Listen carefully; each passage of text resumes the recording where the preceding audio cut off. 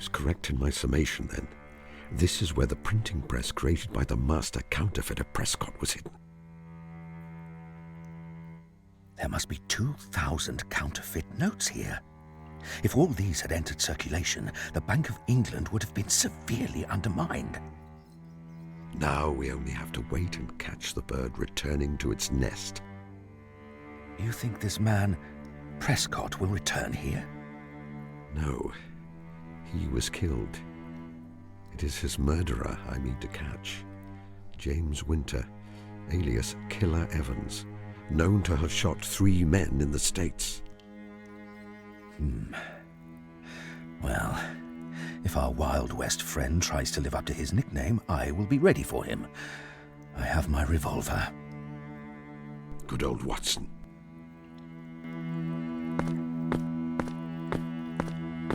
Stay where you are, Mr. Evans, if you value your life. You have a gun trained on you, and Scotland Yard will be with us in a few moments. I would advise surrender. Well, well. I guess you've been one too many for me, Mr. Holmes. Saw through my game, I suppose, and played me for a sucker from the first. Well, sir, I hand it to you. You have me beat, and... Watson!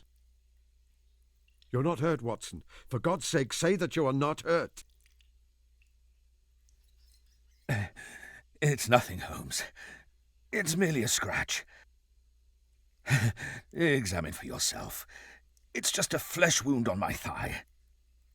You're right. It is quite superficial. Is Killer Evans... Yes. A clear case of self-defense on your part, dear fellow. Perhaps it is just as well that it should end this way. If he had killed you, I would not have let him get out of this room alive.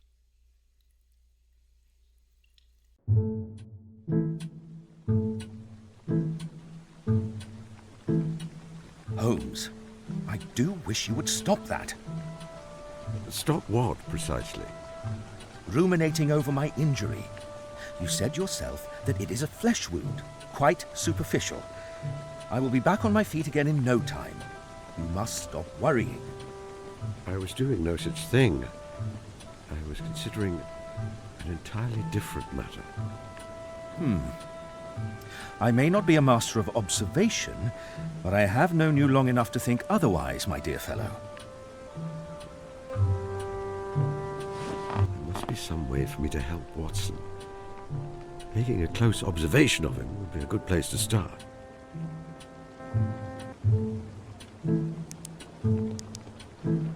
My intimate companion and biographer, Dr. John H. Watson. Shall we see what can be observed about him? I should visit my brain attic afterwards to see what deductions can be made based on my findings. His look of concentration is occasionally interrupted by him wetting his lips and clearing his throat slightly. I have just observed something important. I should enter my brain attic later in order to see if I can make any deductions. He was shot in the left thigh. The evidence is mostly gone. His blood-stained trousers have been burned. The bandage is not visible under his clothes. I can tell from the way he sits that it's still causing him some discomfort. He has had quite enough gunshot wounds for one lifetime.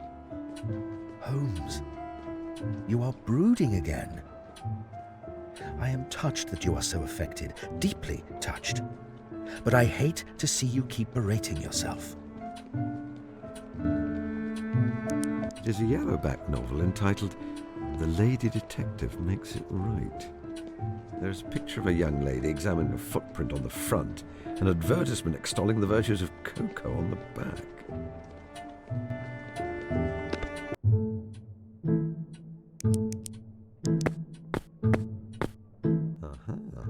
The remains of Watson's dinner. From the colour of the sauce and a distinct smell, I think that this once held a portion of Mrs. Hudson's quite delightful curried lamb, a delicious dish which has sometimes even induced me to overindulge.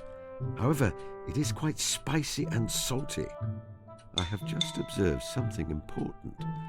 I should enter my brain attic later in order to see if I can make any deductions. Welcome to my brain attic. I like to think of my mind as space full of well-chosen materials, information which I can draw on in order to complete my work. I keep a record here of people who are significant to me, represented by portraits on the walls. The blackboard is very important. I use it to combine observations I've made in order to make deductions. Metaphorically, of course.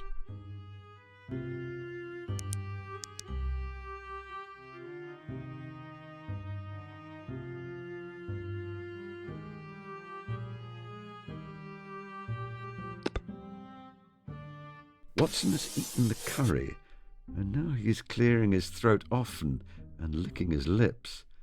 I conclude that he is rather thirsty. Hardly my most illuminating deduction, I grant you. However, the mechanism remains the same when I'm solving much more complex problems. I seek out information and look for connections. I should find him something to drink. I could ring for Mrs. Hudson, but Watson would find it more charming if I were to find him something to drink myself.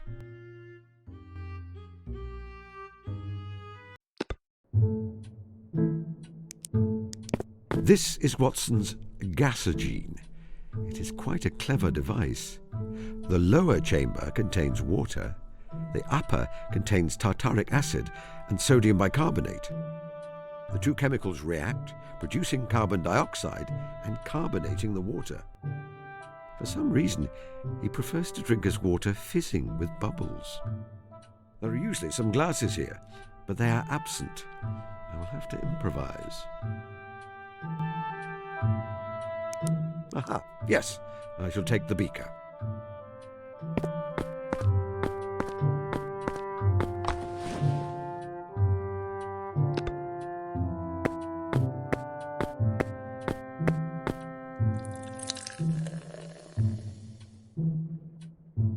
There, I now have a beaker full of carbonated water.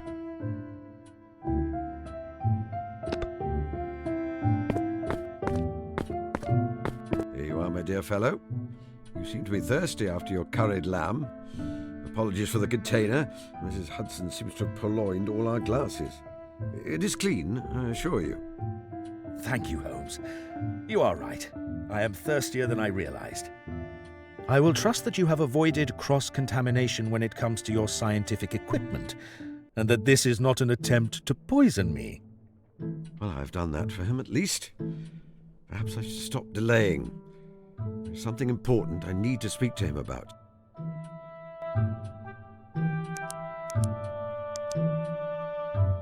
Have you written any stories lately?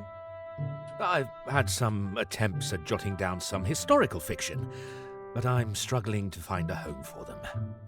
I may make an attempt at writing up more of your cases.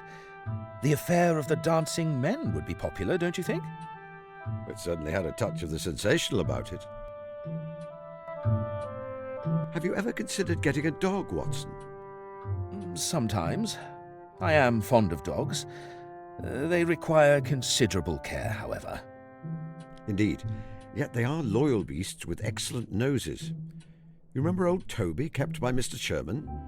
If we had a little more space, and I thought Mrs. Hudson would allow it, I may have thought to buy him and have him here with us. But now both man and dog are long dead. Oh hum. Such is the way of things. Did you enjoy your curried lamb? Yes, very much. Mrs. Hudson may still have some available if you are hungry. You must eat, Holmes. The case is over. Again, I will say. Wait a moment. The thing I wish to say to Watson is quite significant. Am I ready to take this step? Watson, we must discuss something important. Earlier, you presumed that I was berating myself for allowing you to come to harm. While my thoughts have turned that way often, ever since you were injured, it was not what I was thinking in that moment. Rather, I was trying to decide how to share some important news with you. I have decided to retire. Retire? Yes, to sequester myself away on the farm of my dreams. I have a notion to take up beekeeping. Give up your detective work? Surely not. You are simply upset because I was hurt. In a week or two... No, I'm quite certain. In fact, I purchased a cottage and some land in Sussex several months ago. I do not crave the thrill of detection as I once did. It is a task for a young man, and I am no longer young. It is time to move on. But what am I to do? Whatever you like, Watson. I'm not your keeper. It is rather a large cottage. Holmes, you know that I will never tire of your company. A countryside retirement sounds idyllic, yet this is very sudden. I am not certain I am ready for that kind of seclusion. I still have a few decades' worth of a perfectly respectable medical career ahead of me, and people here who rely on me. Once I fail to supply the curious adventures which thrill you and provide you with material for your sordid magazine stories, you lose interest in me. Is that it? Of course not. You know that is not true. Or perhaps you've set your sights on marrying the sensible and pretty matron who brings you flowers and writes you sweet nothings. If you propose, I'm certain she will agree. She has not been subtle about her intentions. Holmes, you are being childish. Yes, I suppose I am. Of course, I will come with you if you need me. If you ask me to join you, I will.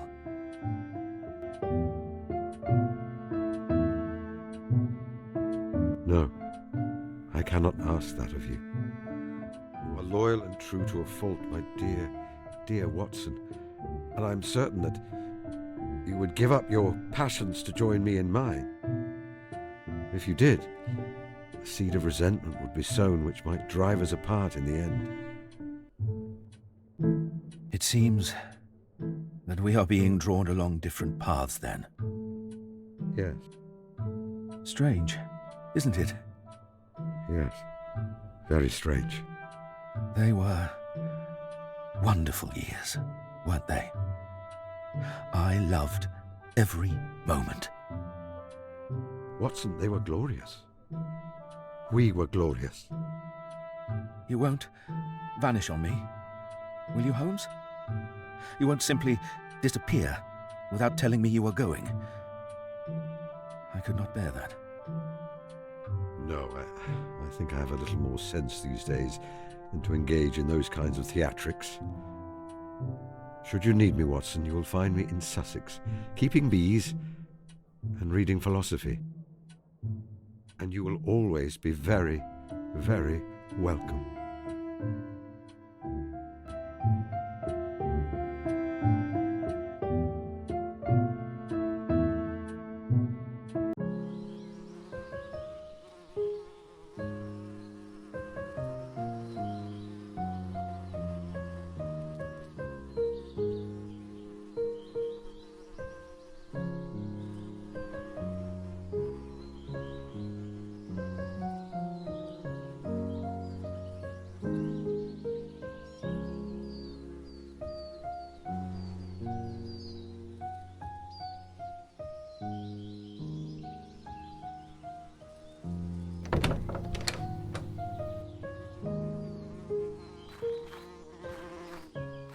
Watson, are you going to loiter on my doorstep all morning? Good afternoon, Holmes. My word, you look well. I don't think I've ever seen you with so much flesh on your bones and colour in your cheeks. I remain as wiry as ever under the knitwear, I assure you. I must apologize for turning up out of the blue like this. I know I should have written to you ahead of time. My ship came in this morning and I found myself unceremoniously deposited back in England. I couldn't face the hubbub of London. I really am dog-tired. And you do have rather a good track record of perking me up when I'm back from a war. So I thought I hoped... If it is at all inconvenient, then you must tell me. I am certain I can find alternative accommodation. Watson, kindly stop talking nonsense. Come inside, get out of that uniform, and make yourself at home. You must stay for as long as you like, my dear, dear Watson. Watson is by my side again. I must ensure that he's able to rest and recuperate, and find a way to tell him, well, many things. But how? A picnic, perhaps, on the cliff tops. He would like that. The perfect moment of peace and tranquility after the bloodshed he has seen, all the lives he has saved and not managed to save. I will ask my housekeeper for suggestions for what I will need. She can generally be found in the kitchen.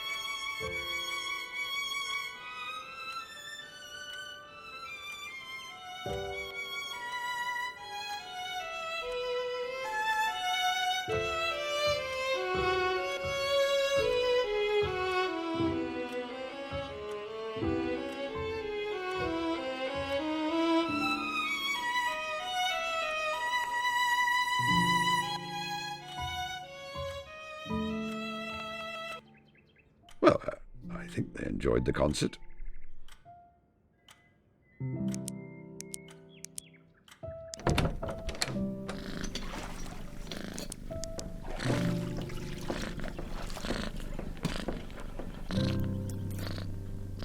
How are you, Martha? Very well, thank you, sir. Although I am quite busy at the moment. Sometimes it feels like this house is lived in by a couple of elephants, not two distinguished gentlemen. Martha, I'm planning a surprise picnic for Watson. What key components would you suggest are required? A surprise picnic, eh? This isn't secretly some scheme, is it? Scheme? You're not setting this up in order to capture a gang of counterfeiters or such like? No, I am setting this up in order to enjoy a picnic. Ah, well, it was worth checking. I would have thought the location is very important. A quiet spot with a beautiful view, perhaps. You will need a hamper of food, naturally. I recall from his previous visits that the doctor is very partial to Mrs. Kumar's elderflower cordial. I imagine he would appreciate a bottle. A hamper of picnic food, a bottle of elderflower cordial, and a quiet spot to enjoy both. I think that can be arranged. Thank you. Can you make a hamper of food for me? Certainly. When do you need it by? Lunchtime today. Mr. Holmes, I do not have time to drop everything, go to the shops, acquire additional food, and make you a picnic in time for lunch. Perhaps you could postpone your plans a few days. No, Martha, no. It is vital, it is paramount that I will arrange the picnic hamper myself.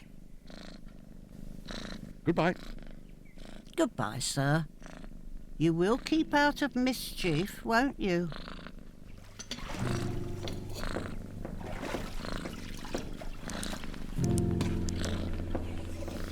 May I take this, Martha? I may need it to exhume a body. Of course, Mr. Holmes. It doesn't belong in my nice, clean kitchen in the first place. Did you say exhume a body? Goodbye, Martha.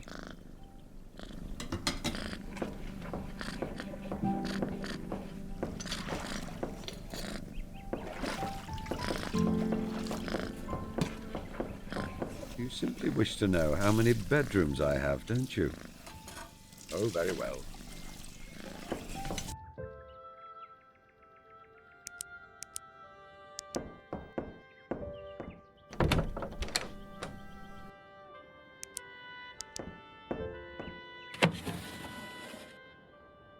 Let me see.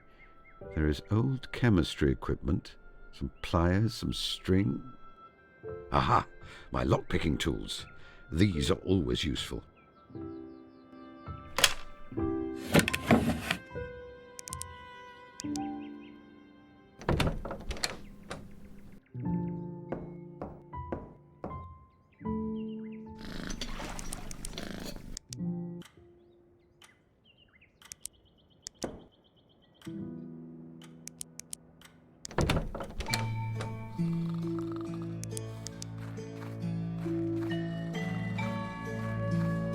Watson, wake up.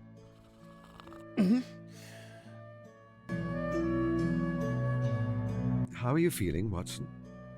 Very well, thank you. Your old war wound is not bothering you? No. I think this warm weather is good for it. What about you, Holmes? Your arthritis? Arthritis? Are you entirely sure I have arthritis? Yes, I am. I am sorry, Holmes. I don't mean to act like a mother hen. You cannot help being a doctor, Watson.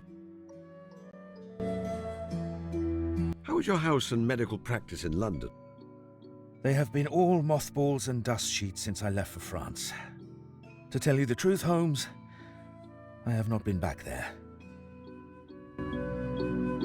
Goodbye, Watson. Goodbye, Holmes. Hello, Master. Follow me, Toby. Of course, Master. Will there be interesting things to smell? Cats to woof at?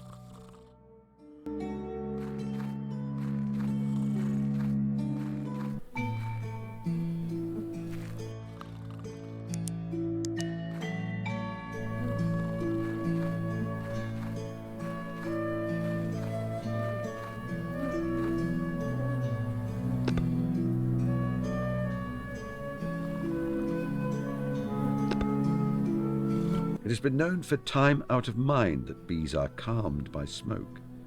The precise mechanism is a matter of hot debate in apian circles. I am of the opinion that bees communicate danger by releasing subtle smells to one another, which the smoke interrupts. I wrote a short monograph on the subject, if you're interested. It only takes a light touch. I do not want them to be stressed.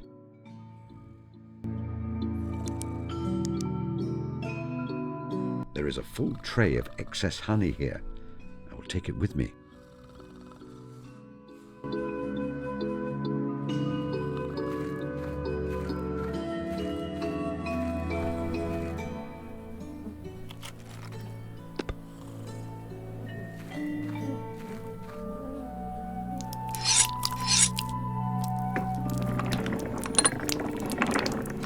The honey is now in the extractor. I will take the empty tray with me.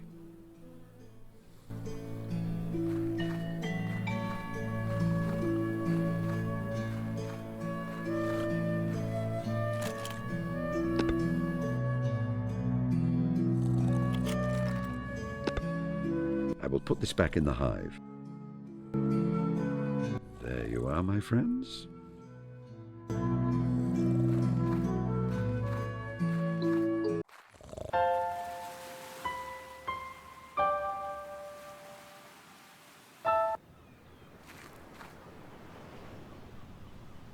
I feel the need to remind you that I am retired. I am a beekeeper. Grotesque happenings are not my personal concern. As an ordinary citizen, I should leave investigative matters to the police.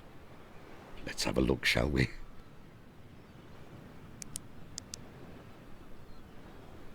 Sanjay Kumar, a young man of around 12 who lives in the village. We have not talked much, but I found him watching me while I tend to my bees. At a distance, with binoculars. The knife has been sawn off at the end and blunted so that it may appear to be thrust into the boy's chest. This is a very old trick. Mycroft played it on me once. As for the blood, it is bright red paint.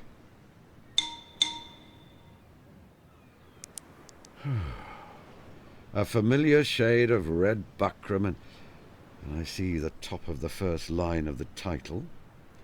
The Adventures of Sherlock Holmes by Dr. John H. Watson, I believe. He is very obviously breathing, quite heavily in fact.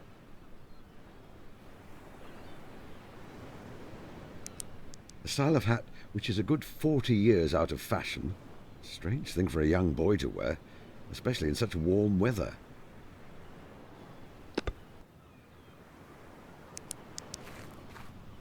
They are very light, shallow footprints for the size. The gait is strange, without much weight on the heel.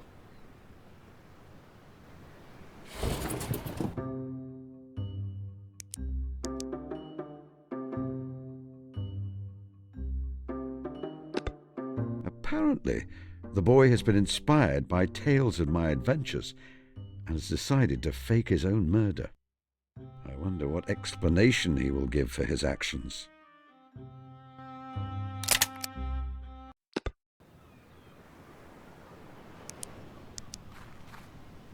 Young man, can you hear me?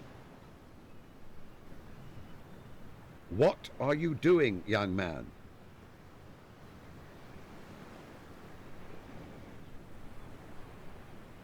You've been inspired by the work of my friend Watson to stage your own murder. Might I ask why? But have you solved the mystery? Do you know who murdered me? You have not been murdered. But if I had been, do you know who did it? I thought you'd look at the footprints. I have looked at the footprints. You created them yourself by wearing larger shoes than your own and walking backwards. You then threw the shoes off the cliff. I know, but if I hadn't done that, who would they suggest the murderer was? You were supposed to think it was Harry. Who is Harry? Don't you know? He's Harry. He's in the year above me at school. And you wish to frame him for your murder? No, not really. I didn't want him to be hanged or anything. Well, that is gratifying. It's just he's always mean to me, so I thought I'd get back at him. You weren't fooled at all? No. Oh.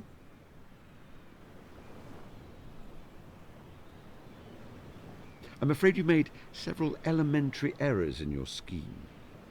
In future, you may want to add a slight amount of blue dye to your fake blood, and perhaps cornflour to make it more viscous. You should have become more adept at hiding your breathing and found some way to prevent me getting close to you. I am no doctor, and my eyesight is poor, but at close quarters I can tell a healthy boy from a corpse. Oh. Right. Of course. I've been stupid, haven't I? No, not at all. You don't need to try to be nice, Mr. Holmes. I know I've been stupid. It is not kind to pretend to be dead or dying.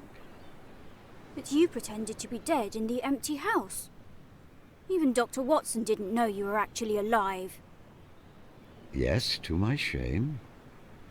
And you pretended to be dying in the adventure of the dying detective. Watson thought you were going to die of a horrible tropical disease. It seemed necessary at the time. And you exaggerated your injuries in the illustrious client. When he heard, Watson ran to Baker Street scared you had died. And you faked having a fainting fit in the Reigate Squires. You'd been ill before that, so Watson thought you'd relapsed. And you faked having a sprained ankle in the Priory School. I have done many things in my life which I regret, and which you should not try to emulate. Besides, Watson exaggerates sometimes. You mean it didn't really happen like that? Watson wrote them as stories for entertainment, not factual accounts. Oh. Of course. I mean, I knew that. I'm sorry I bothered you, Mr. Holmes.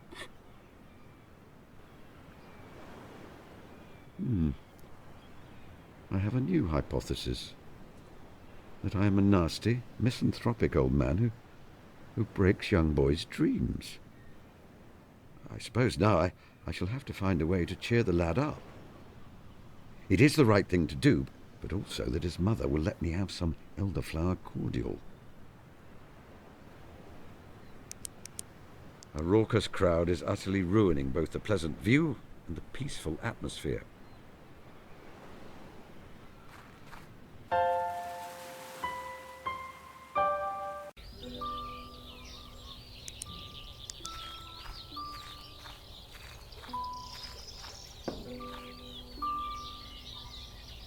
May I have that jam jar? Sorry, Mr. Holmes. I need the jam jar. It's very, very important. When I catch a newt, I need to put it in there so I can take it home to the tank where it's going to live. I see. That is important. I would not want to deprive you of your newt. If I were to find you some kind of specimen of natural history which is more interesting than a newt, would you surrender the jam jar to me? Better than a newt? That sounds very tricky. I enjoy a challenge. You're on. What are you doing? I'm catching newts. Naturally. Goodbye. Goodbye, Mr. Holmes. Miss Tilda, my young neighbour. Her flower crown is made from the yellow yarrow which grows to the north of my cottage. The stains on her dress are characteristic of the meadow to the north of my cottage.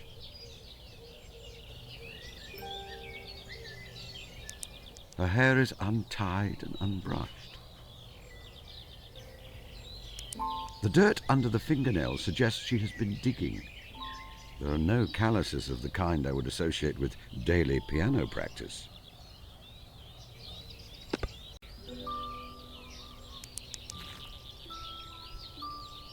I see you spent the morning in the North Meadow. Yes, I made a flower crown, and there's a badger set there. I want to go back after dark and wait to see them come out. But Auntie won't let me on my own. Perhaps you would permit me to take you, if you do not object to the presence of an old man who's not quite as adept at crouching in the dark for hours as he used to be. Oh, that would be wonderful, Mr. Holmes. Mr. Holmes? Yes, Miss Tilda. Are you magic? No. As I think we have discussed before, I simply make deductions based on observations. I don't know. I still think you might be magic. You have been neglecting your piano practice. Someone who practices the piano daily develops a very distinctive musculature in their hands, which you do not have. I don't like playing the smelly old piano. I want to study plants and animals when I grow up, not be a musician. I felt the same way as a boy. All the same, it is good to be able to play an instrument. I think you will be pleased if you persevere. Goodbye. Goodbye, Mr. Holmes. I wanted to apologize to you, Sanjay. You put a great deal of thought and effort into staging your murder on the cliff tops for my benefit, and I was not appreciative. Oh, that's all right, Mr. Holmes. I'm not upset anymore. You're not? No. See, I thought about it, and it's just like what you said to Watson in The Adventure of the Solitary Cyclist.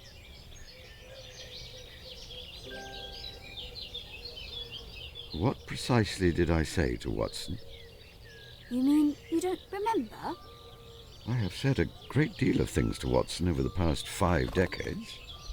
You sent him off to do some investigating on his own, and when he got back, He was hoping you'd congratulate him on doing so well.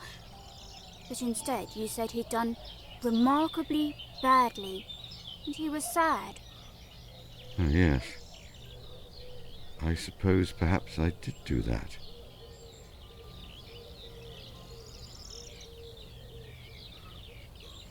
The other reason I'm excited is that I've got a proper case to solve now, not a made-up one. Tell me about this real mystery you've discovered. My cat has been catnapped. Not Kalu! She's my favourite member of the species Felis catus. She's missing. No, stolen. Why do you think the cat was stolen? Well, you know that old house next to us? It has been empty for years. But last week, a strange man started living there. My mum tried to bring him a pie as a welcome to the village, but he was really cold and rude to her. Then, he came around yesterday acting really polite, asking if he could buy our cat. When Mum said no, that she is our special pet, he got really mean and angry again. I think he stole Kalu as revenge. Can you describe the cat? Her name is Kalu. She's small and white. She's also really soft and her toes are pink. Don't forget that. She's the best mouser in the world. 2 days ago, she dragged a giant dead rat into our house. Absolutely enormous. As big as she is. Mum had to bury it in front of the house. Did she indeed? Interesting. Cats sometimes wander off on their own, you know. She may come back by herself. No, Mr. Holmes, not Kalu. She always stays near the house.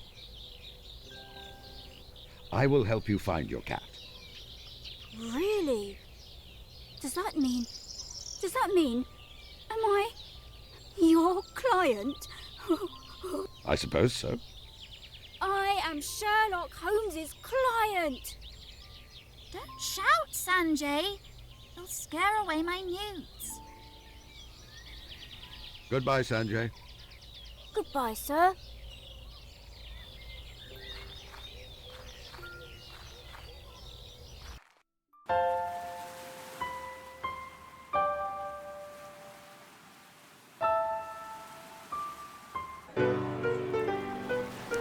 Our local village bobby, Constable Webber. He is frustrated that he never ascended the ranks and made sergeant when he had egg for breakfast. What is happening here? This here young lady is an archaeologist. She's made a tremendous discovery, some kind of fossilised mermaid. She's drawing in quite a crowd and offering a lecture about the discovery for those who will pay. You must realise it is a scam. More than my job's worth, Mr. Holmes. She's not doing anything illegal. I'm just here to keep the peace. Have you asked the young lady to move? Unless I find out she's done something illegal, I can't shift her, Mr. Holmes. Goodbye. Goodbye, Mr. Holmes.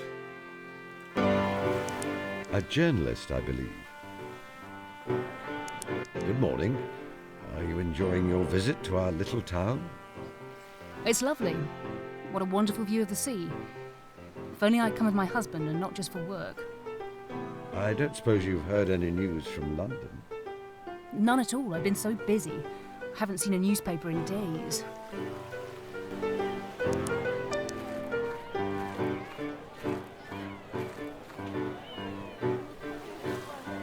The features seem simian to me, like a monkey. I think that the tail has been created from paper and glue.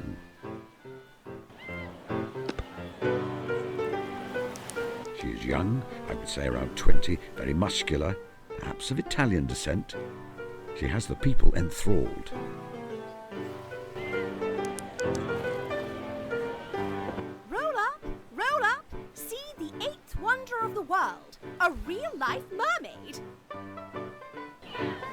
Who are you? Professor P.P. Ritchie, M.A., Oxon, RSI, award-winning archaeologist and adventurer. And how did you unearth this mermaid? Through clever deductive reasoning based on my knowledge of geological processes. Would you perhaps be able to name for me a geological process? Photosynthesis. I thought so. Where do you hold a professorship? Shrewsbury College, Camford. You made the mermaid by sewing together a monkey and a fish. No, I didn't. Indeed you did. Didn't. You did. Didn't. It is blatantly obvious you did to anyone with eyes. No. What awards have you won? Oh, Victoria Cross, Nobel Peace Prize.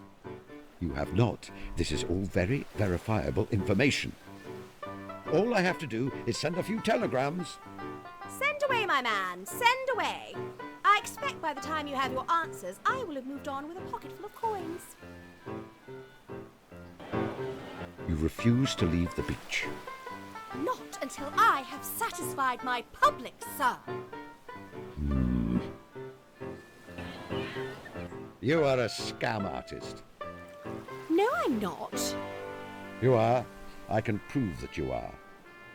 The mermaid is made from multiple animals which have been artificially stitched together and augmented with sugar paste and papier-mâché. It is not even a cunning trick. It is entirely transparent. Look, mister, people see what they want to see. You can point out to them all day that the mermaid is fake, but they won't accept it. They want to believe my fantasy. And there lies the folly of humanity which frustrates me the most. There is wonder enough in nature without making up wonders. Each of my beehives is more miraculous than your mermaid by far. Indeed, even a simple rose. Not going to make me money, though, are they? Roll up! Roll up! Goodbye. Toodle pip! This stylish young gentleman has a very fastidious valet, with whom he has minor disagreements regarding sartorial matters. An elegant young couple. Seen them in the village, but do not know their names. I feel it is likely they moved to the seaside for the good of his health. He has been unwell in the last few years.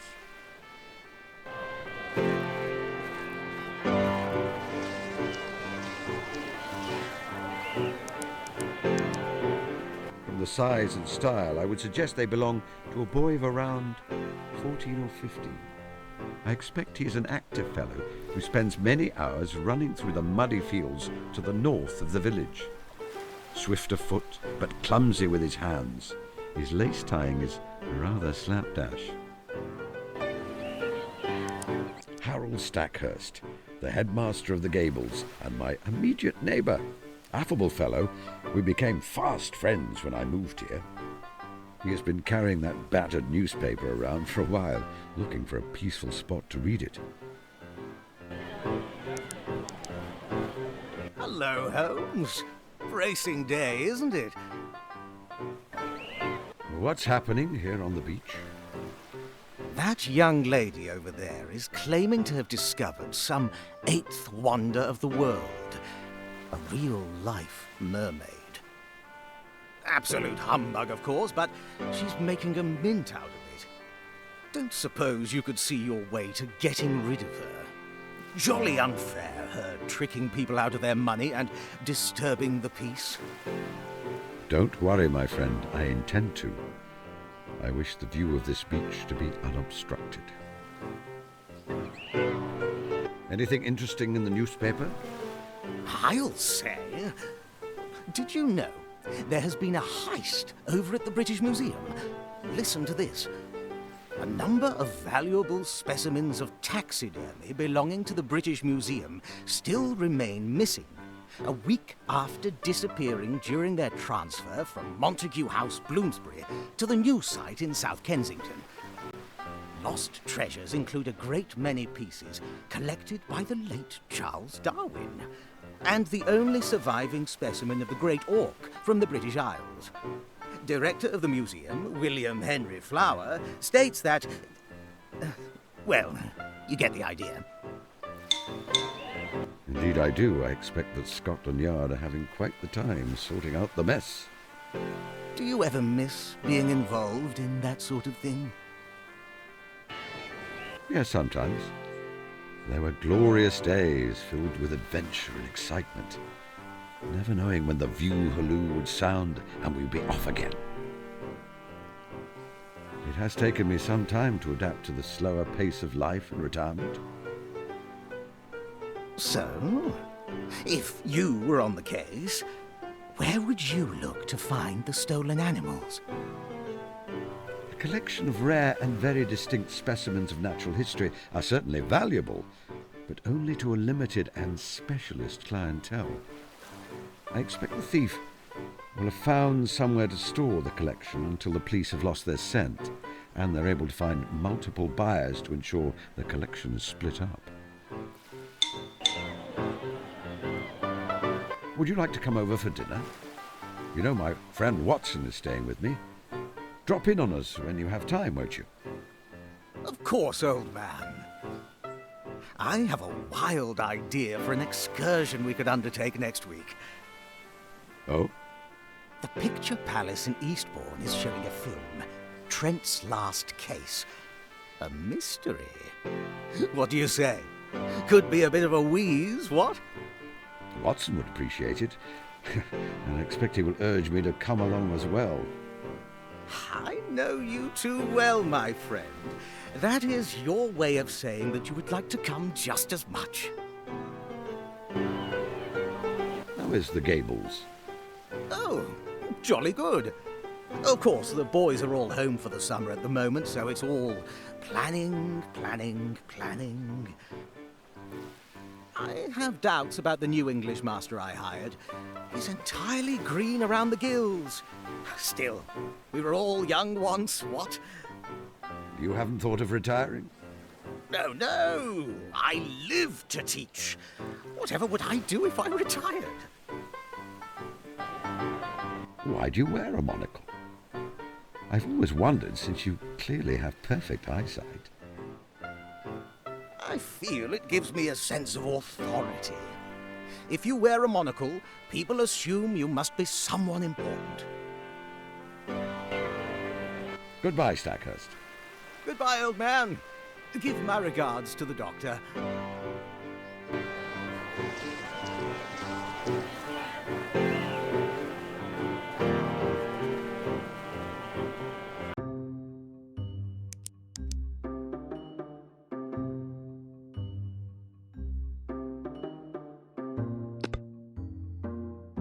Could it be that the cat discovered one of the taxidermy specimens which was stolen from the museum?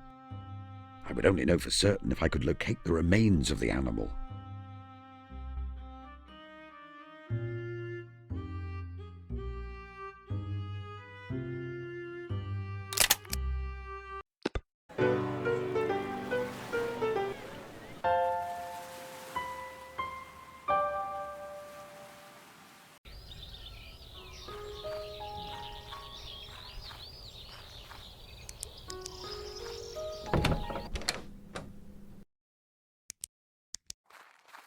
Mr. Holmes, my boy is very upset with you.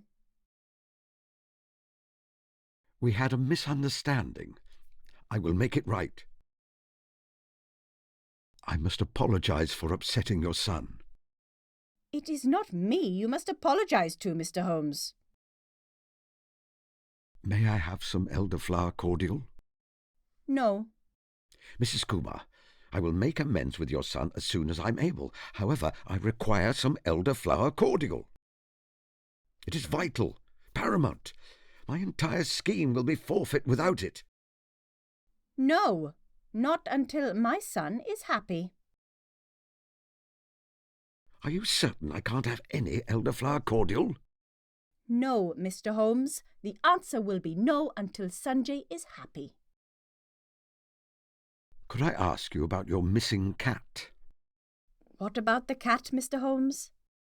Sanjay has informed me that she is missing, and I intend to find her. Could you describe the cat to me? She is a small cat, completely white. We've had her 5 years now, and I have never known her miss a single meal. It is a worry.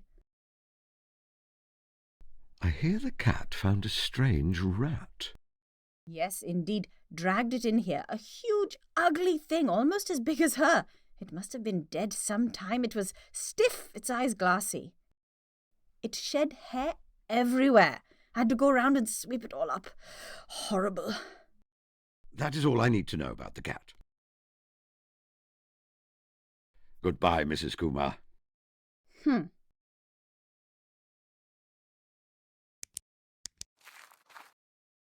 Aha, what's this in here? A large amount of coarse fur or hair. I will take a small sample with me. Mr. Holmes, why did you take that? Call it scientific curiosity, Mrs. Kumar. A wide variety of fabrics and other dressmaking materials. Mrs. Kumar runs a haberdashery business.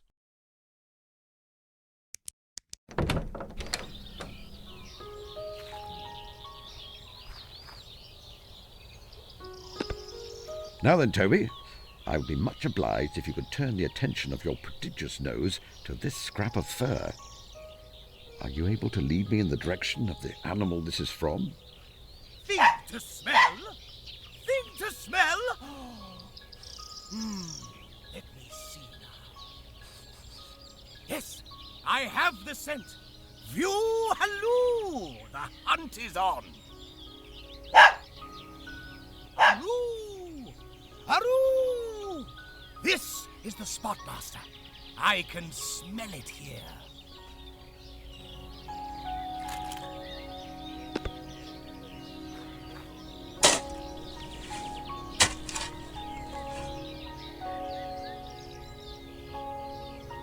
I believe a naturalist would identify that it is not a species native to England. It has been taxidermized. The eyes are glass, and there is a place here where the skin is broken, revealing the wood wool inside. I will take this with me.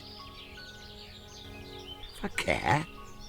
You're making me trample all over the evidence.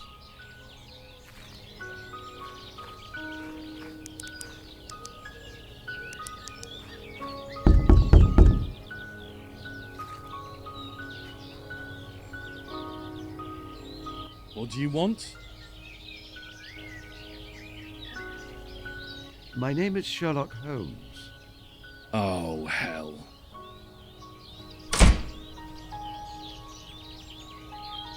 Tut!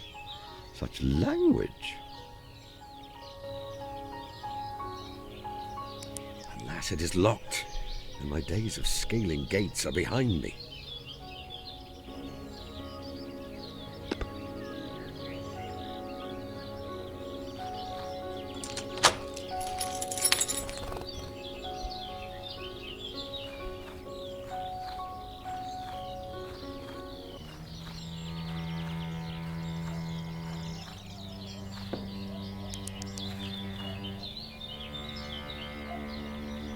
Oh, I could make quick work of it with the right tools and with good enough reason. A rather fat rat. My eyesight is not what it was, but that white blur could be a cat.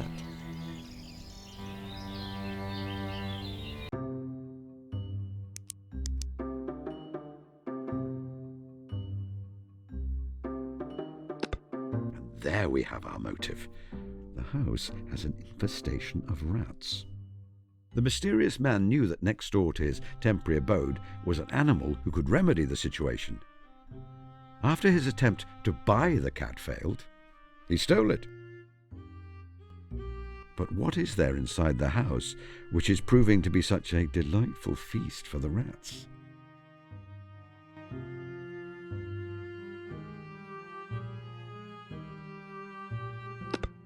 Now the picture becomes clearer. The presence of the specimen buried in front of Mrs. Kumar's house confirms that the stolen taxidermy collection is nearby. Unfortunately, our criminal's plan to keep the specimens safely stored until he was able to sell them was foiled by the infestation of rats. He did not want to leave the house to search for a solution to the problem, not while the police are on high alert. So he took the cat, hoping it would drive the rats away. I feel it is time I retrieve the cat on behalf of my client.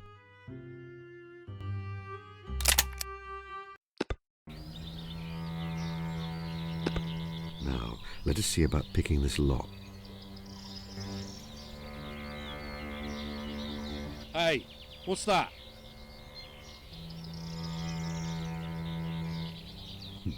I think before I try that again, I will need to engineer some kind of distraction. It is the sort of thing in years past I would have used Watson for.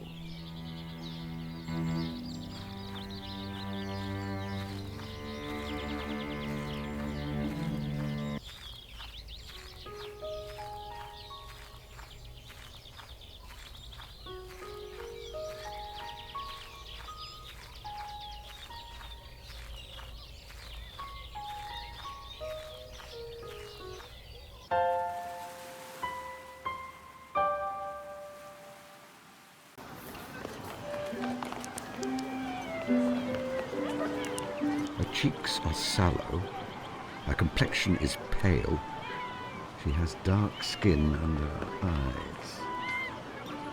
All of these things, however, are the products of well-placed makeup.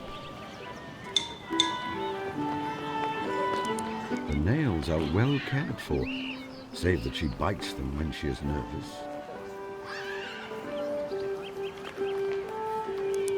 It is a wig. I know the signs. Flowers! Lovely flowers! Haven't seen you around here before. No, sir. I'm a humble wanderer. I goes here and there and everywhere. It's a nice place here, sir. So full of kind people. Kind people who buys me flowers. What is your name? My name is Rose. Rose Smith. Rose Smith, indeed. What an apt name for someone who sells roses. May I buy a flower? That you may, sir. Goodbye.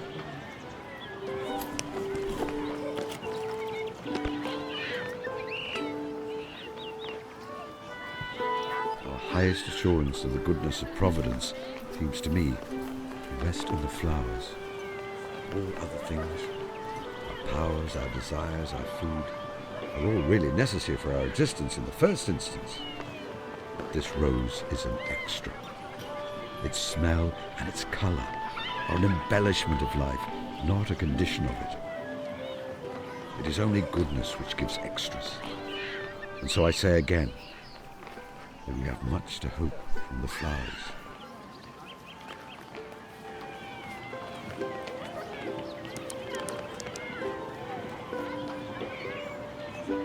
It is not part of a costume. Underneath the eye patch is pancake makeup. I see scar tissue. A military-style moustache. This was mandatory for soldiers at the beginning of the war. Masks began to be worn to protect against gas, so the regulation moustache, part of British warfare for 100 years, was lost. This man fought in the war, and he carries this habitual remnant of that life. However, he was invalided out before the moustaches fell out of favour.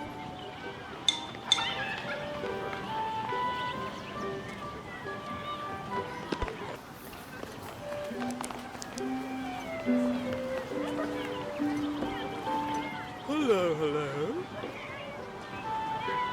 You were at the front in the war, I see. Oh? No. Ruffles the Clown doesn't know about such things. Oh, I tell you, would you like to see me trip over into a custard tart? Not particularly. It is unusual for a clown to wear an eye patch. Clowns wear all kinds of silly things. Beep, beep. Beep, beep. Beep, beep.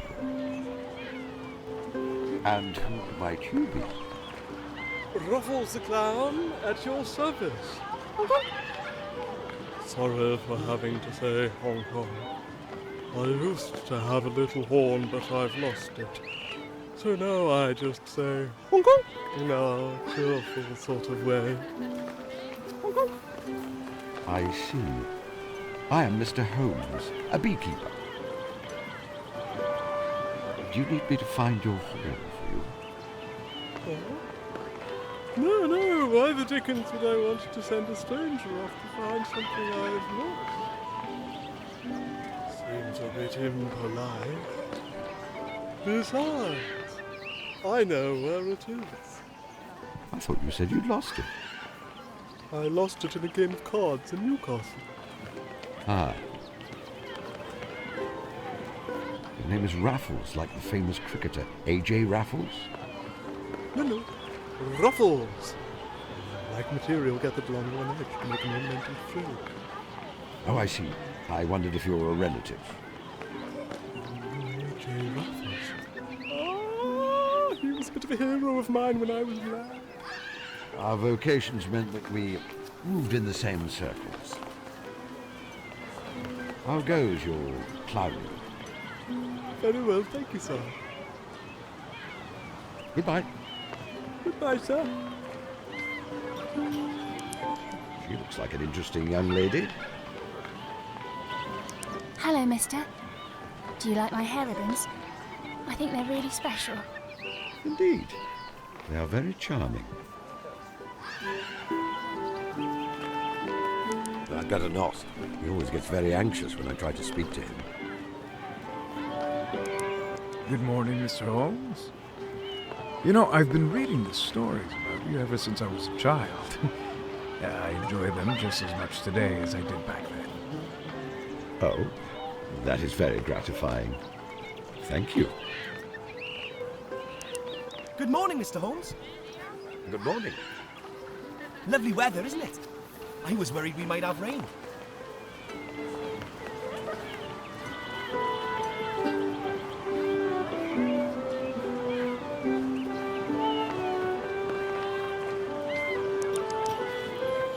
So good to see our local celebrity here in the village. And what are the categories for entry to the competition?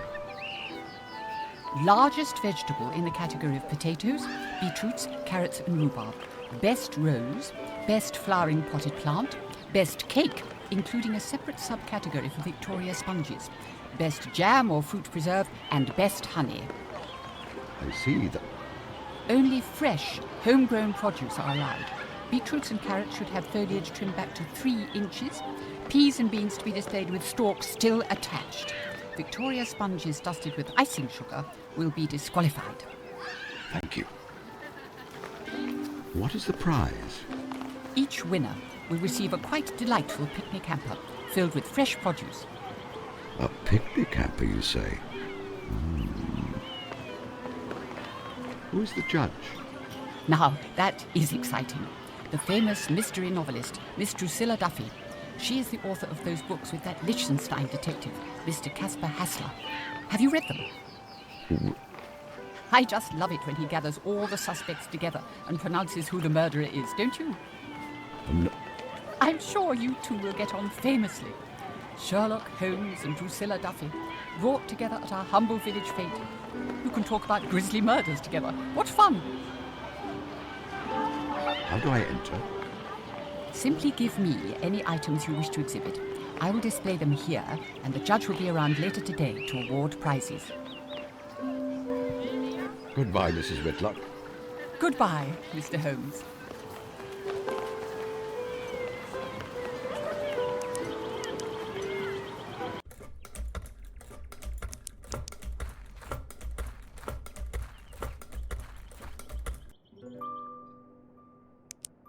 A soldier, an officer, in fact. The uniform looks very new. He'd not seen any action when this photograph was taken. Everything from the style of his moustache to his neatly trimmed nails suggests to me that he did not work a manual job in civilian life. So many promising young men shared his fate. It all felt quite distant to me. I was ensconced in undercover work, so I did not see the fighting. Watson, however, an army medic. The terrible thing is that I know Watson would have traded his life in an instant for any one of those young men. I wonder how old she is here. 3 or 4? I did not meet her until she was 5, when she came to live with Violet after she was orphaned. A bright, cheery face. Her complexion suggests she enjoyed spending time outside, as her daughter does. I gather she did not share her sister's intelligence, but she was a hard worker. She had likely never had a serious illness her whole life before the Spanish flu which took her life.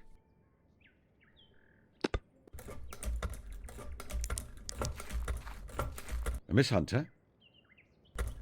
How are you, Miss Hunter? I'm well, Mr. Holmes.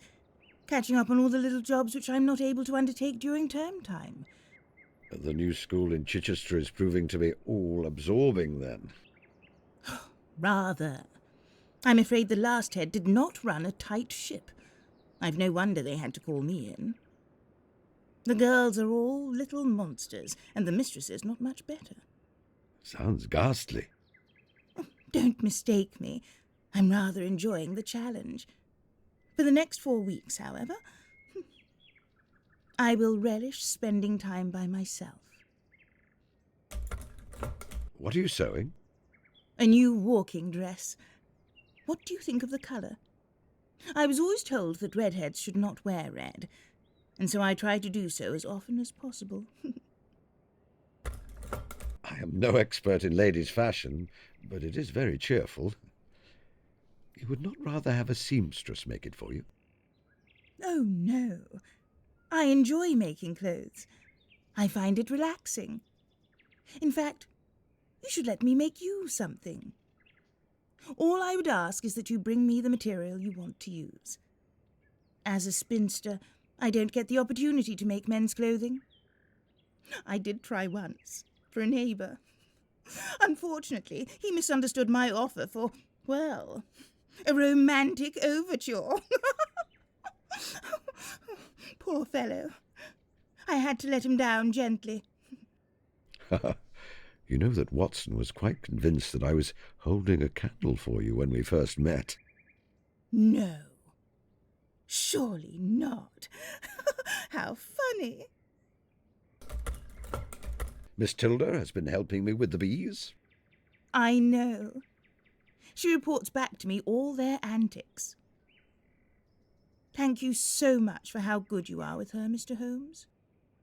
It means a lot to a child when an adult takes them seriously, I think. Miss Hunter, can you tell me more about Tilda's mother and father? I suppose so. What do you want to know? How did your sister die? It was a fever, Mr. Holmes. She was always such a strong, healthy person, but it took her very quickly.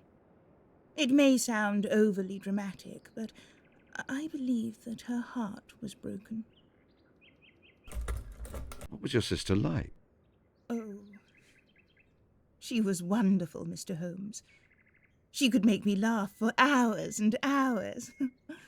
She struggled terribly at school with her reading and writing, even though she was very intelligent. It left her with few options for earning a living after our parents died. You will recall I was very desperate for a good salary when we first met. It was in the knowledge that I had to support her. What was your sister's husband like? He was the genuine life and soul of every party he ever attended. Such a happy, vivacious soul. When he used to visit on leave from the army, I could see it was beginning to change him. Then again, it changed us all, didn't it? What happened to your sister's husband?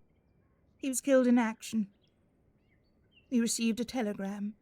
Thank you. I have no more questions. Goodbye.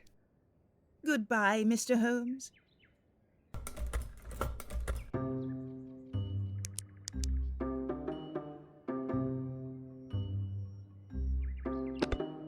That clown's face is familiar to me. Surely it is the man in the photograph. He is Miss Tilda's father.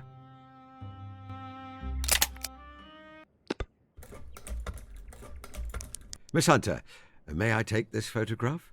It is for a very good cause, and it will be returned unharmed. To anyone else, Mr. Holmes, I would say no. You, however, have earned my trust. You may take it.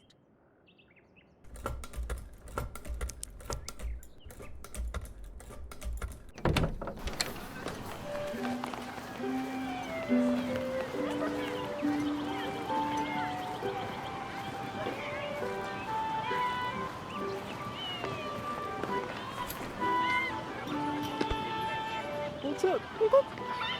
This is... Where did you get this? You are the soldier in the photograph, I believe. Yes. And the woman is my wife, Jane.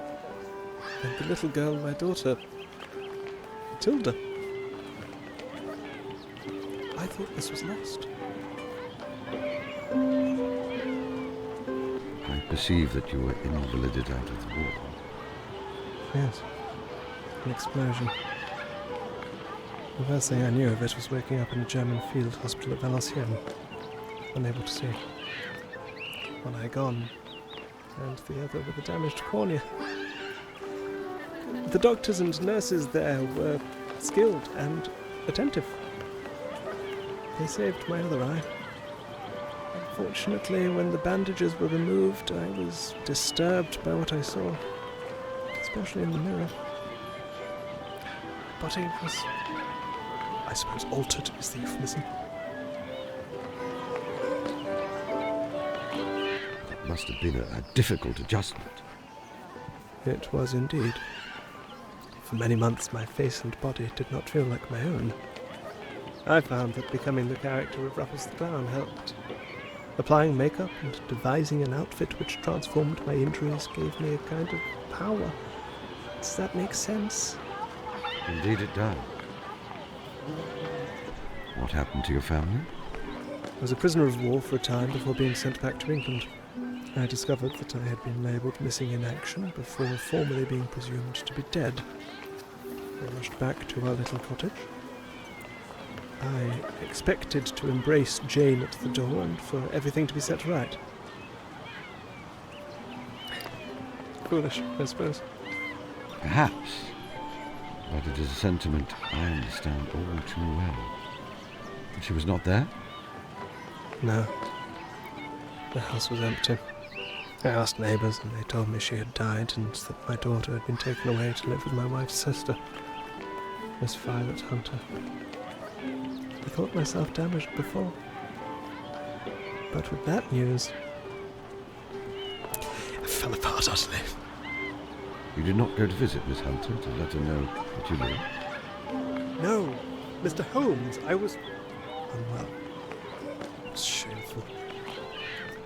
I thought that little Tilda would be better with a heroic memory for a father than a broken half-man. Why did you become a clown?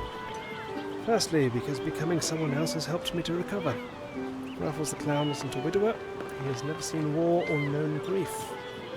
When I become him, I set all that aside for a time and gain back the joy and wonder of childhood.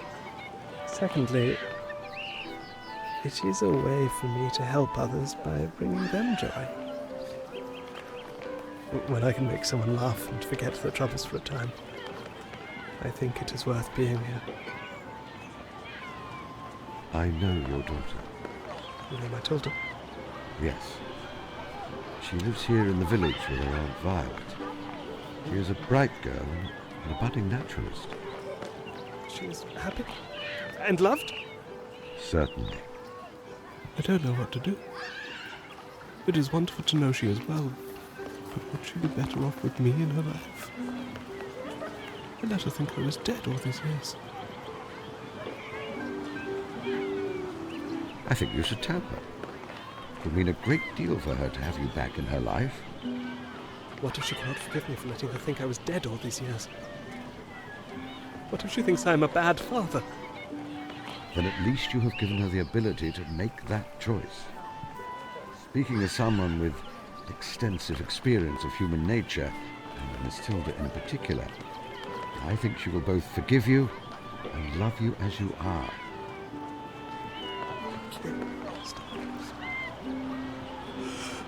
Where can I find her? Miss Violet Hunter's house is just off the market square. Miss Tilda you may find anywhere where there are interesting creatures to be studied. I'll go to her after my performance. A little girl. My little girl. May I keep the photograph? Under the circumstances, perhaps you should.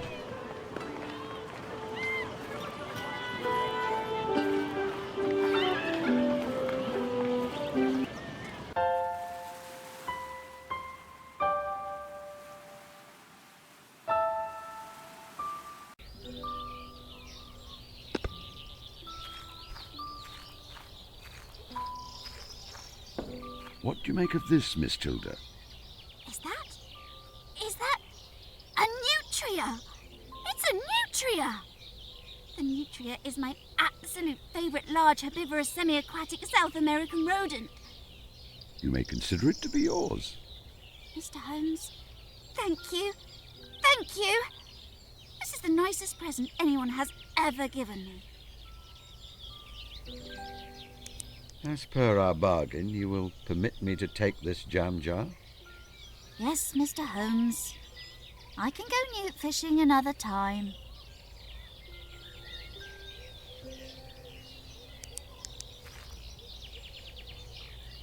I have need of your assistance. Me? You want me to help you? Me? Help? You? Help? That is the general idea. Like the street urchins you used to get to help you. Does that make me...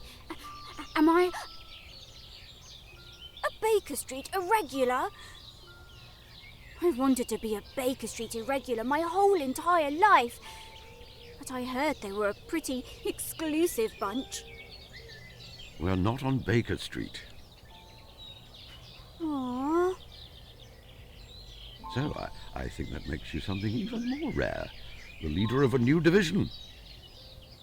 The Fulworth Peculiars, perhaps. Oh, can I be a peculiar too? Naturally. However, I think that Sanjay must be the leader. Now, on to business. Sanjay, I need you to provide a distraction while I break into your neighbour's house to rescue Kalu. You mean you're so nefarious you've been forced to operate outside of the law? I will understand if you want no part of it. You can trust me, Mr. Holmes. Then let us be off. What do you want? Good morning, sir. Do you know how to escape from a locked room which doesn't have a carpet if a key has been left in the lock? I beg your pardon? You only need a newspaper or something similar and some stiff wire.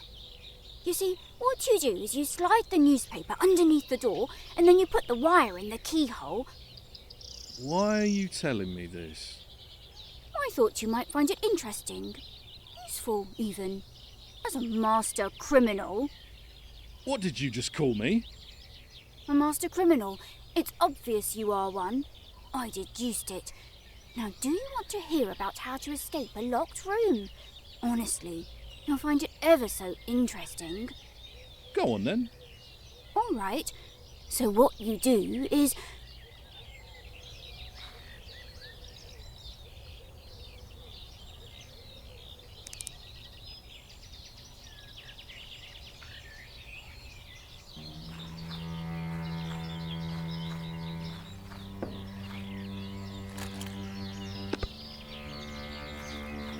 Of course, bank holidays are the best day to try to rob a bank because...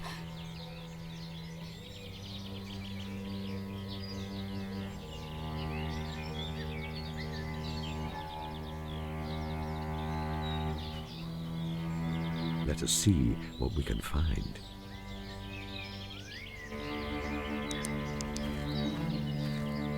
Come here, good pusscat. Now, would you mind hopping in my pocket? There's a good girl. Now let us see what we have here. There is a list of taxidermized animals which have been stolen. Includes a nutria and... Interesting. A chimpanzee. I think I will take these papers with me. They may be useful.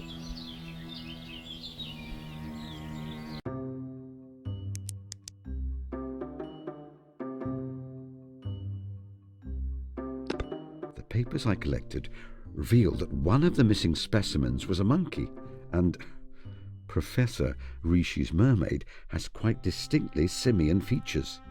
The suspicious provenance becomes clear.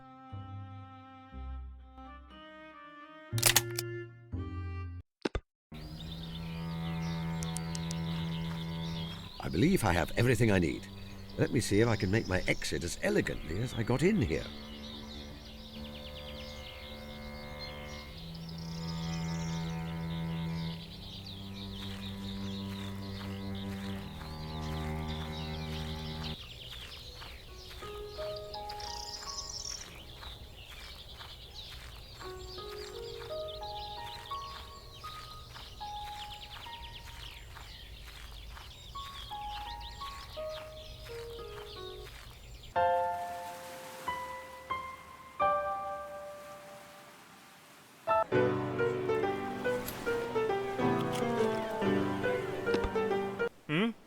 What's this then? It is a selection of documents concerning the theft of a valuable taxidermy collection from the British Museum.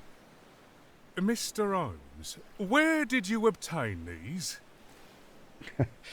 Oh, isn't it a fine day? So bracing. I do love the beach. Mr. Holmes, I should warn you. You have the documents. I relinquish all claim on them. No doubt an ambitious man such as yourself would find solving a case which seems to have baffled even Scotland Yard useful to his career? Well, yes.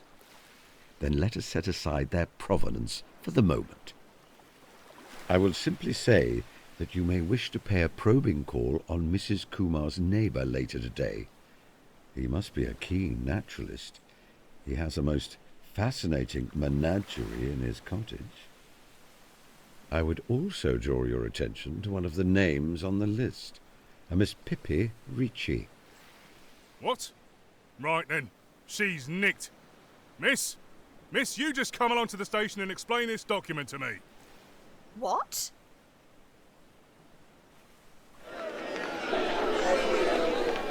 I expect that the young lady will be released in short order. There is little proof that she knew the monkey was stolen when she bought it. Indeed, I believe that she did not. In the meantime, however, the beach is perfectly tranquil. The view from the cliff tops will be pristine. The only sounds will be the gulls and the ocean.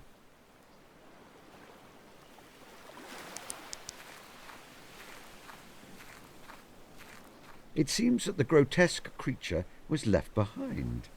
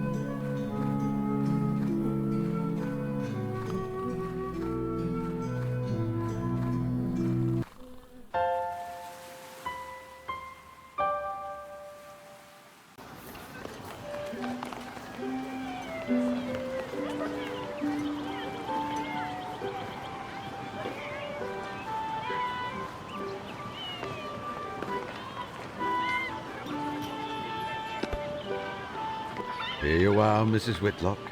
The finest honey in the county. Now, how long until the judging? I am rather anxious to receive the hamper of picnic food. dear, Mr. Holmes. I'm afraid everything has gone wrong. Mrs. Duffy has been kidnapped. Ah, What do you mean, ah? A woman has been kidnapped. You are Sherlock Holmes, aren't you? You must help her. It is your patriotic duty. For king, for country, for detective fiction. I suppose I'd better see what I can do. What makes you believe that Mrs. Duffy has been kidnapped? I was just talking to Mrs. Barry. Then I turned round, and this note was pinned to a prize marrow. Mrs. Duffy is unable to attend judging the fete today. Apologies. She could not attend and sent her apologies. What is so strange about that? But why can she not attend? Judging our fate is such a treat. If she is ill or indisposed, why deliver her message in such a strange way? Who placed the note there? Well, I admit that there may be some points of interest in the matter. When did you see Mrs. Duffy last? I haven't seen her at all. I don't even know what she looks like. And what will you do if Mrs. Duffy does not come back? I'm not certain. I suppose I'd have to find some other person of note to judge the fate instead. If the need is dire, I suppose I could step in. My fame is not what it was, but I was quite notable in my time, thanks to the illumination of my biographer. Oh, would you, Mr. Holmes? Of course, if you are the judge, you'll have to retract your entry from the honey competition. What? But I am able to be objective about the situation. I will award the prize to the best honey, be it my own or someone else's. I'm sure, Mr. Holmes. However, paragraph 8, subsection D of the fate rules makes this very clear. The judge cannot enter the competition. I suppose I would simply have to hope I can find Mrs. Drusilla Duffy then. My friend, Dr. Watson, could judge your fate. He is a best-selling writer and a celebrity in his own right. And if he is judge, I can enter my honey and win the picnic apple. I'm afraid not, Mr. Holmes. Paragraph 8, subsection E of the fate rules says that the judge's household cannot enter either. Household? He's only staying with me temporarily. At least that seems to be his plan. I have hopes. Very well, then, I will find another solution. Goodbye, Mrs. Whitlock.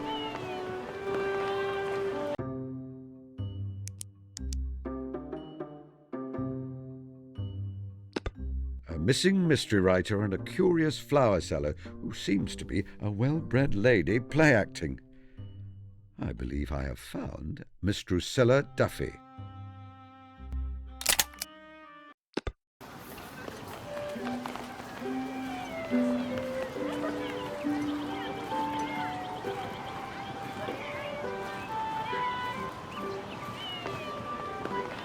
Flowers! Lovely flowers! Miss Duffy, I believe. What? No. I'm Rose. Rose Smith, the flower seller. You are Miss Duffy, the writer of popular fiction. Oh, I say that's very clever of you. However, did you know? It is all too plain, I'm afraid.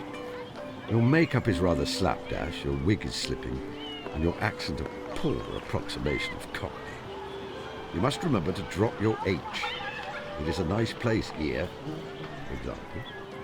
You borrowed clothing and theatrical makeup from the clown, I presume. Bravo. Sherlock Holmes himself couldn't have done better. Oh, my blushes. That is high praise indeed. What I am less certain about is your motive for such an act. Oh, I'm researching for my next novel.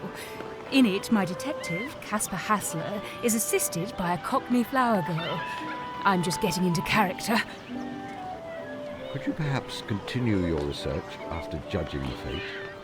You see, it is very important to me that I win the honey competition, and while you are here, the judging cannot take place. I'm sorry. You'll have to find someone else. Are you certain you can't judge the fate? No, I'm sorry. I need to continue my research. I think she is entirely determined. I must find another judge somehow. Or create one, perhaps. Goodbye.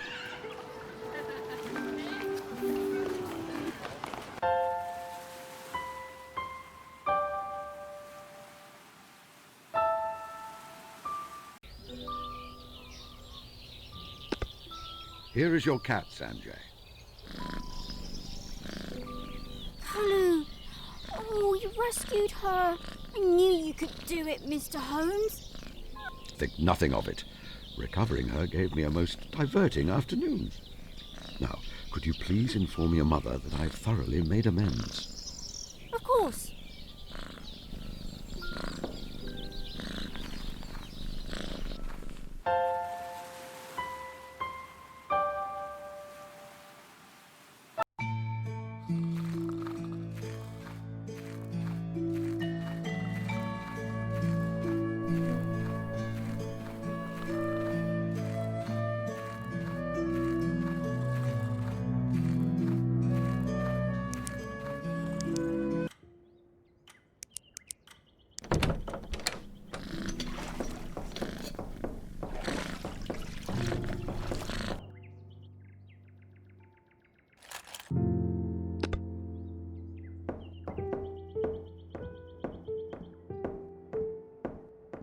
Let us see if I still have the knack. The door is unlocked now.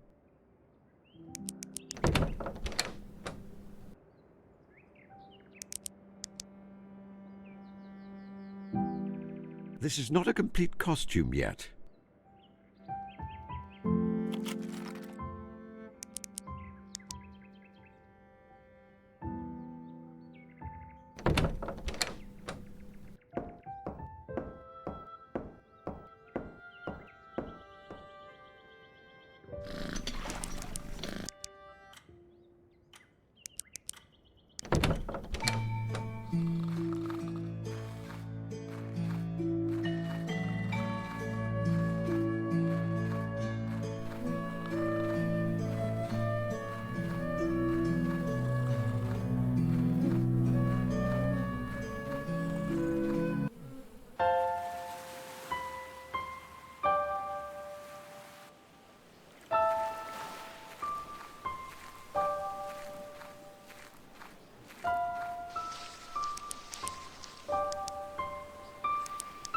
Hello, Holmes. Bracing day, isn't it? Could I borrow your monocle for the afternoon, my dear fellow? Whatever for? Suppose if I were to say that is for some amateur dramatics, you would not believe me. No, I would not. I think it is for mischief. You may not have the one I am wearing, but I do carry a spare. Here, Holmes. Don't lose it, please. Good fellow. Goodbye, Stackhurst. Goodbye, old man. Give my regards to the doctor.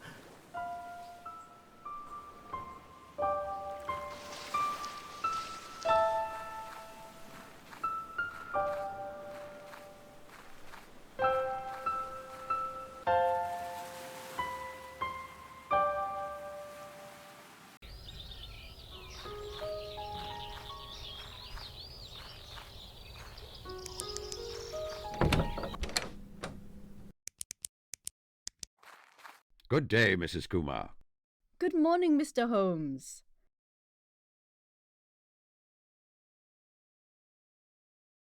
I have made things up with Sanjay. Now, about that cordial. Ah, very well, Mr. Holmes. I apologize for being so short with you earlier. Sanjay is a bright, sensitive boy, and I do not like to see him upset. I understand he has trouble from the other boys at school. Yes. They know that he is shy and a little unusual in his interests, so they make nasty jokes about him. He does not have a single friend. A lamentable situation, but not the whole truth, I feel. He is very close friends with Miss Tilda. But they never talk. That is how it is with some friendships. They might not talk, but they stay close to one another while they go about their favourite pastimes. I see. That is a comforting thought. Here, Mr. Holmes, have this elderflower cordial with my compliments. Thank you, Mrs. Kumar. May I buy some fabric from you? What colour would you like, and what length? Fabric for a lady's dress. What colour is fashionable for an older lady? Red is quite popular this season. Then I shall have red. Here you are, sir.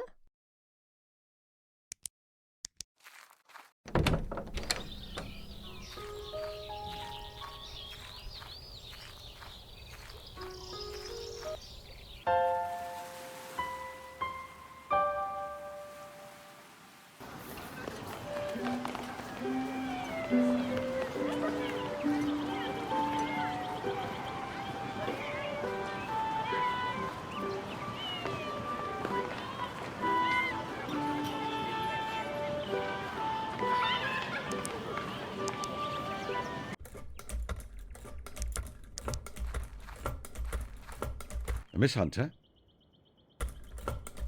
Goodbye. Goodbye, Mr. Holmes. Miss Hunter, I'm afraid I must beg your assistance in a desperate matter. Of course, Mr. Holmes. How can I help? The judge of the village fete, Drusilla Duffy, has shirked her duty. Without her, the competition cannot go ahead. It is absolutely vital that it does. I have known you many years. You have been a capable ally in the past. Can I rely on you to use this cloth and your wit to aid me in creating a new Drusilla Duffy? Of course, Mr. Holmes. It sounds rather fun to be a famous mystery writer for an hour or two.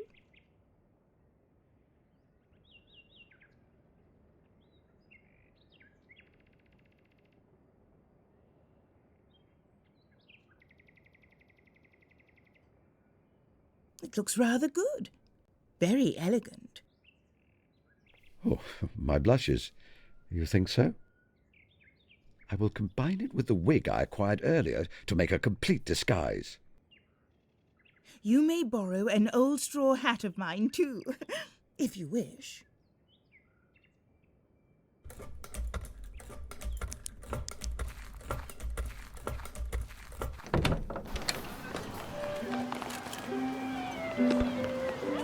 One moment, please.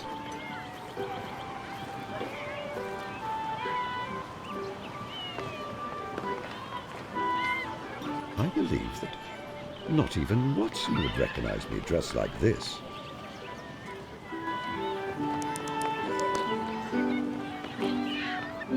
Do excuse me. I sent my apologies earlier. However, I'm now available to judge your competition. Oh, you mean to say you are... Mrs. Drusilla Duffy, indeed. May I just say, I am dearly fond of your Caspar Hassler books. I especially love 5 Deaths in a Balloon. Indeed. That was certainly one of my more improbable entries in the series. Perhaps, but I just love the part with all the otters. Here, let me show you the entries you need to judge. As I suspected, my honey is by far the best, and so I can award it first place without compromising myself.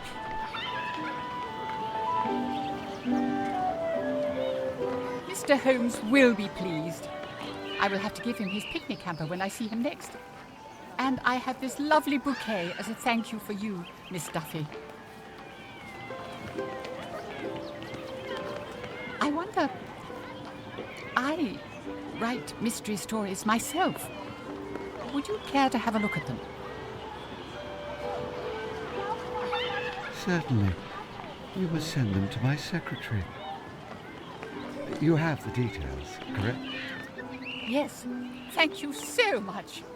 And thank you once again for judging the fate. Excuse me a moment. Mrs. Duffy? Oh.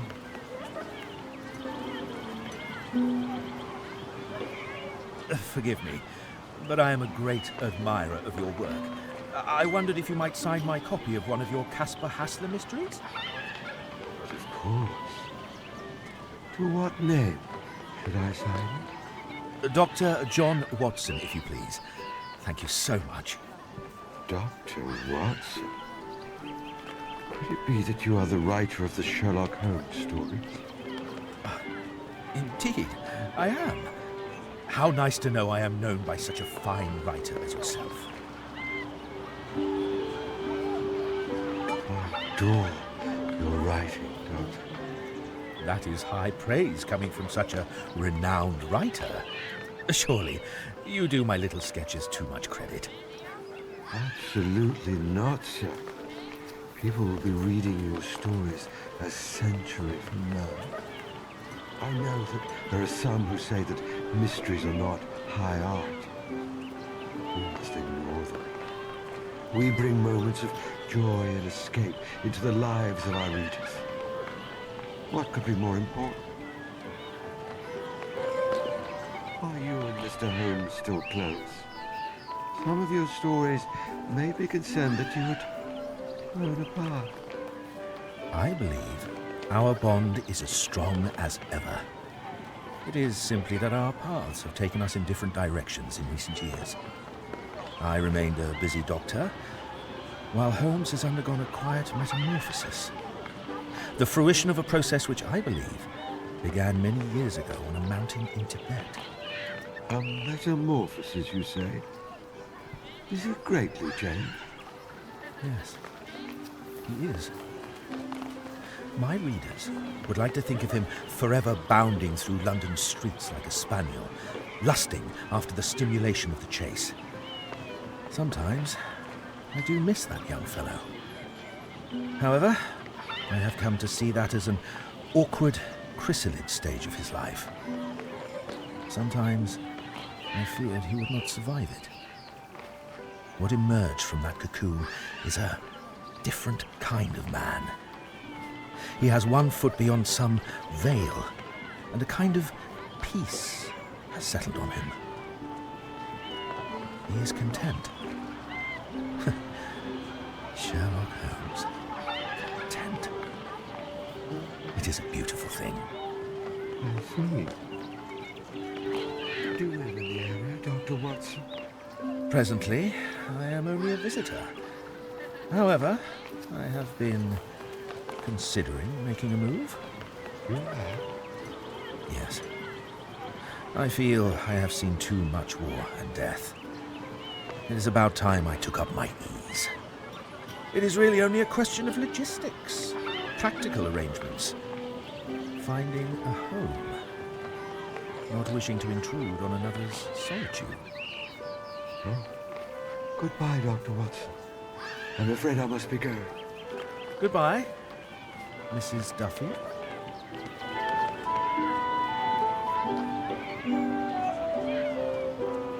Oh, Watson.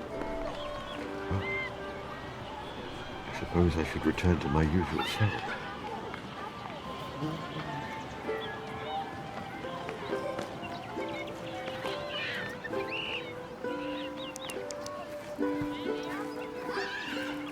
So good to see our local celebrity here in the village. I have come to collect my prize. I won the competition for the best honey, I see. You did, Mr. Holmes. What a shame you missed Miss Duffy. Here is your prize, this lovely picnic hamper. Goodbye, Mrs. Whitlock. Goodbye, Mr. Holmes.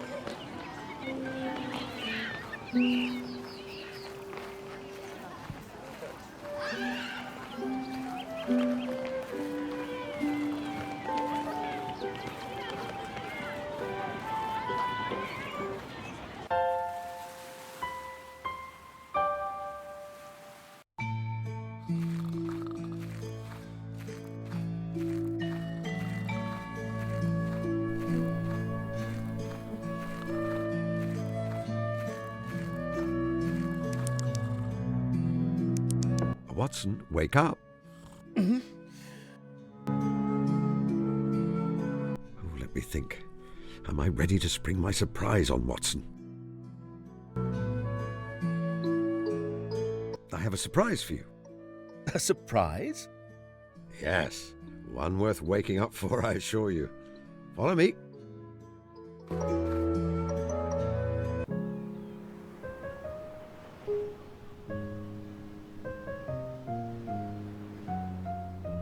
Here we are, Watson.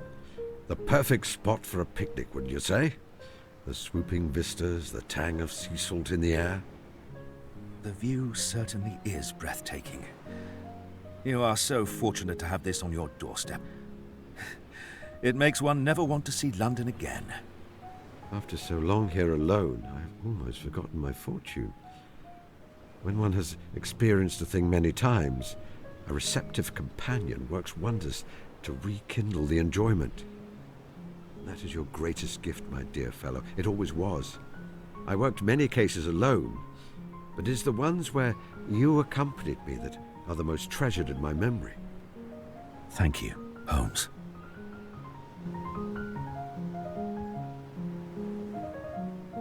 Now let us see what we have in this hamper. Egg and cress sandwiches, various jams and preserves, a meat pie or two, and a rather fine pound cake. Ah, how delicious.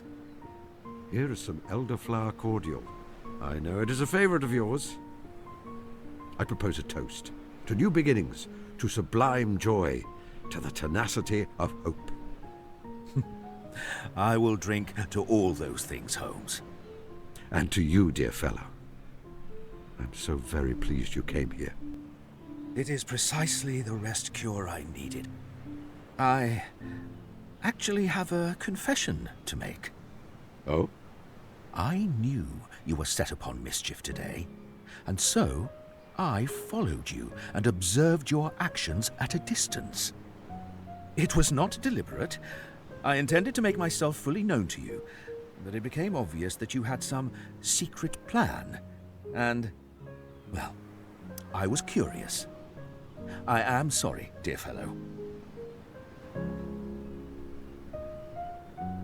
You followed me. I did not see you. You taught me that when you are covertly following someone, that is precisely what the person should see. Every time I returned to my house, you were there, asleep. I am no actor, but even I can feign being asleep, Holmes. Watson, you are extraordinary. Absolutely extraordinary. Oh, look at that gentleman with the little girl. The one I was surprised to see you hold so much avuncular feeling for. Father and daughter? Yes, there is no mistaking it. They are a perfectly matched pair.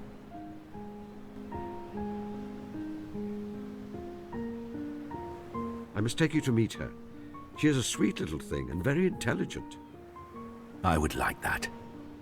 It was good of you to enlist the help of that little fellow Sanjay in that caper with the stolen taxidermy specimens, especially after you hurt his feelings so. You talked to him, didn't you? He was terribly upset with me. And then I was suddenly quite forgiven. I put it down to the caprice of youth, but it was you, wasn't it? Yes. I overheard you talking to the boy and saw his reaction.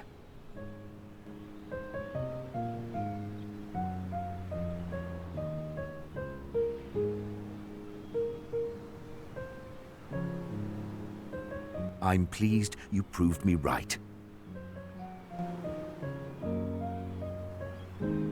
I saw that you gave the police the evidence required to arrest that young lady, Miss Ricci. It seemed a shame. Such an intelligent, spirited girl. Oh, she will certainly wiggle out of it. Perhaps the attention from the police will prompt her to use her gift of the gab for better purposes. Why have you done all this, Holmes? The picnic, I mean. You do not act without specific reason. There is something I wanted to tell you.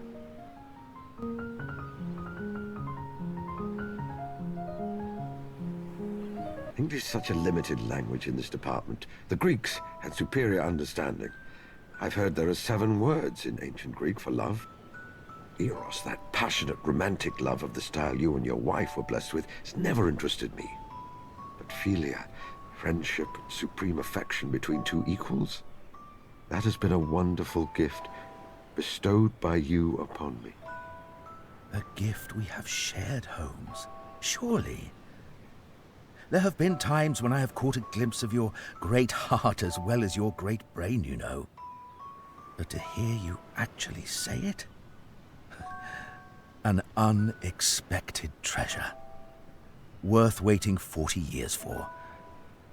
Thank you.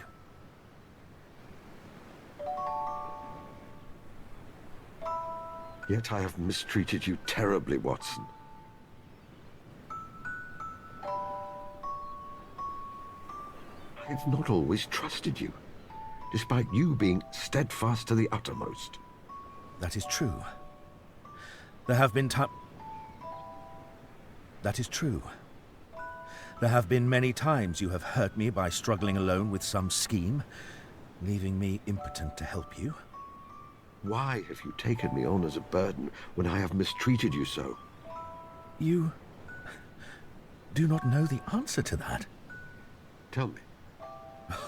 Oh, no. I will make you deduce it. But let me give you more data. Why did you take me on as a burden? You are not a burden. Of course I am. I am not a genius, therefore always one step behind you in matters of the mind. I frequently suffer from my war wounds, so I am slow and must be left behind. I have left you to get married, and embroil myself in the kind of domesticity you do not care for. I'm sure there have been times I have frustrated you in our years of association. Oh, that is nothing. That is like looking at sea foam and calling it an ocean. The traits you mention are precisely those I value so highly in you. Your receptive mind gives me clarity.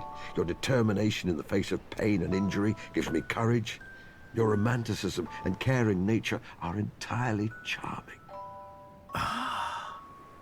So, you would say that sometimes the things we find most difficult about a person are also an aspect of the things we love most about them. No, Holmes. You are fallible. Thank heavens for that. What will you do now? Well, medicine is galloping on apace and leaving me behind.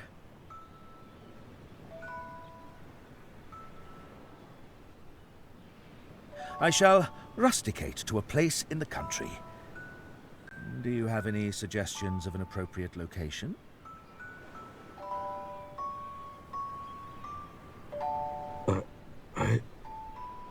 Holmes, you are trembling. What's...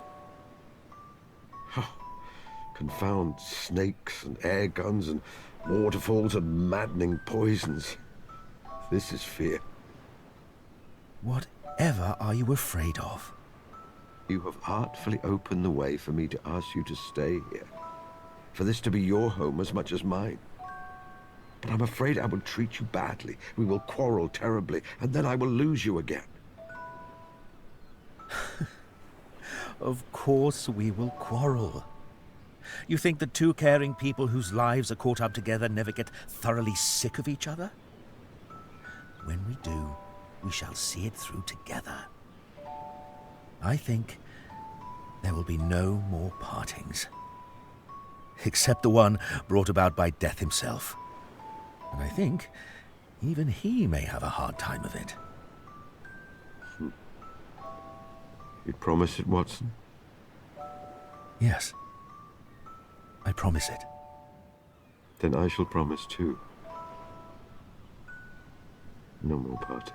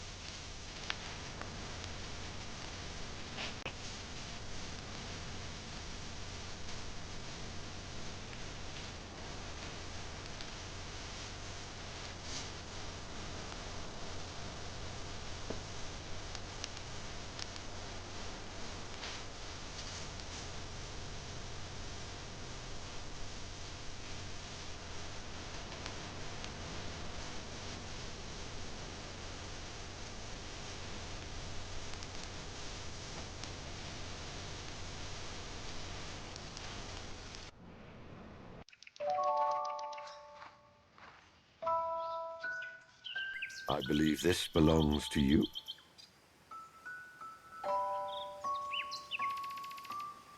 I also feel that I should observe the ancient custom which says that bees should be informed of significant events in the life of their keeper. Births, deaths, marriages, and so forth. Watson shall be staying here permanently. It's only right that you know.